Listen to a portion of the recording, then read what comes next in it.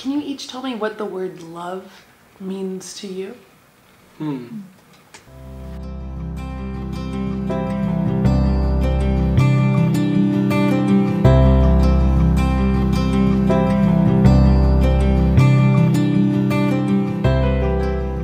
There's so many things that encompass that word.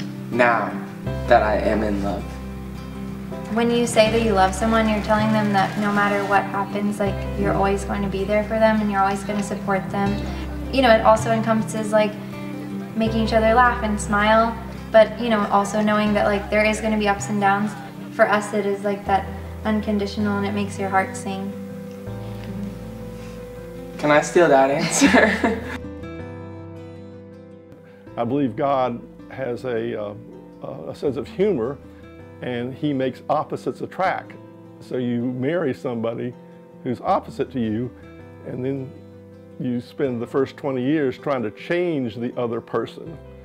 Finally, you decide, you know, that's not going to work. And I think the secret to love is that you accept the person with their faults. And none of us, we all have faults. Another key part, I think, is forgiveness. 2 years ago, and we started talking about, you know, we're getting older. Maybe we need to move closer to John and Christy so they can take care of us when we get old. And we really wanted to be involved with the grandchildren. We started looking around, and then tragically in September of 15, John, who was in great health, we thought, in fact, on one of his bike riding things, he had a heart attack and died just immediately. One of the most loving people. I mean, he was not our son-in-law. He was our son and our friend. Helping Christy has enlarged our lives, and the boys especially too, in so many ways, as did John, as did his death, as does his legacy and their new lives now. To me, it boils down to family and commitment. And it's not that we're special, that's how it's supposed to be.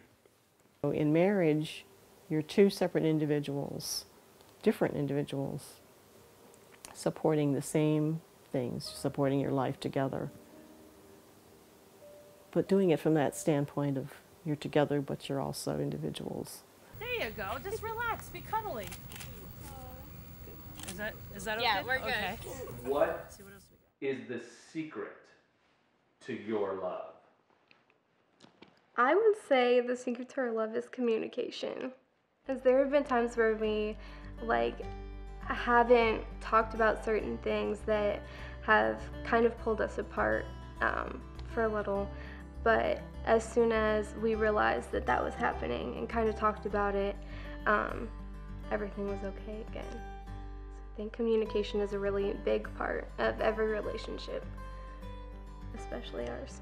So making sure that she's my best friend before anything, and making sure that we're always happy together. Just maintaining that friendship is one of the most important things to me. A lot of people who I talk to are saying, you know, you're so young, you know, you're only 18, you know, you just reached being an adult.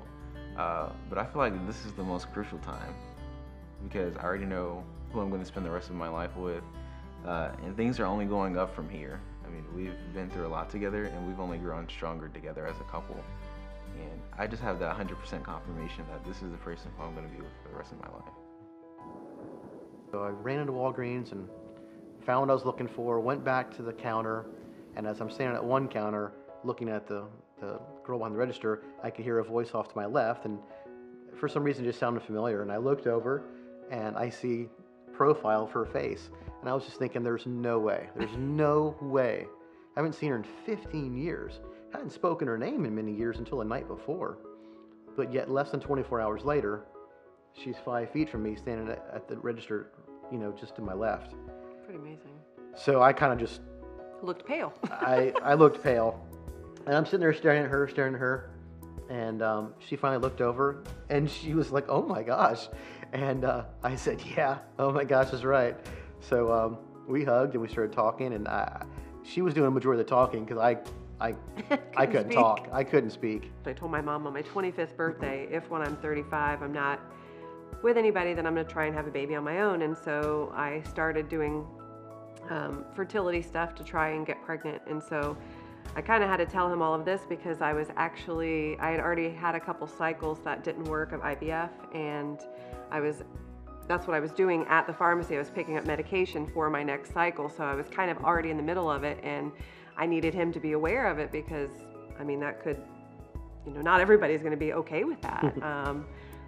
Anyway, so I had to go through all that, tell him that I was trying to have a baby, and at that point I was doing it on my own and doing IVF and using a donor. And yeah, so she asked me, she said, does any of this scare you? And I said, no, not at all. Which is crazy because that's why I know God put him in my life, because a guy doesn't walk into your life and say, I'm okay with that.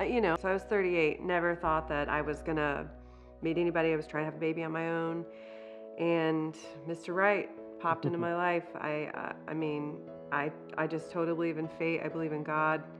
Don't ever give up, because I never thought I would be Mrs. Babb or be a wife and hopefully soon a mother. And I'm truly blessed. I just feel like don't give up.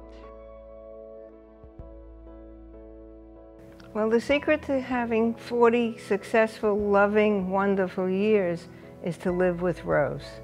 We still love each other, we still like each other. And Rose and I were in Time magazine in 1981, 3 something, as the lesbians next door. And when our friends asked us if we would be in Time magazine, Rose immediately said yes, and I went, I have to think about it because of my father.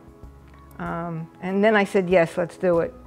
And when the magazine came out, I remember very clearly, I sat down with my father, who was very hard of hearing, and I said to him, Dad, I have something to tell you. And I said, did you and Mom ever discuss my lifestyle? No. Man of many words. And I said, well, Rose and I are going to be in Time magazine as a same-sex couple, because I didn't know if he really knew what lesbian was, because he was already into his 80s. And he said, why? And I said, because they wanted a successful couple who were happy and who did not live in New York City. Oh. Any questions? No. Rose comes home, we go out to dinner, and the rest is history. He loved Rose dearly. And that, to me, was a very freeing experience, even though I thought they knew. But saying it was really, it's like you're lighter inside when this happens. Holding things back like that of who you really are really hinders your personal social growth. I really believe that. That emphasizes the fact that you really have to come out to yourself first. And that's a process of knowing when to say I am and when to say no, I'm not. I can truly say in 40 years we've had 2 arguments. I remember what one of them was, but I don't really remember the other one, so they weren't very important. I think lust is the initial phase, and then if you're lucky enough, you really, really fall in love and it deepens. We're lucky. No, we're not lucky. It's not luck. It's communication, it's respect, it's love. It's true. Couldn't do without you. You are my sunshine, my only sunshine. You make me happy when skies are gray. You'll never know, dear, how much I love you. Please don't take my sunshine away.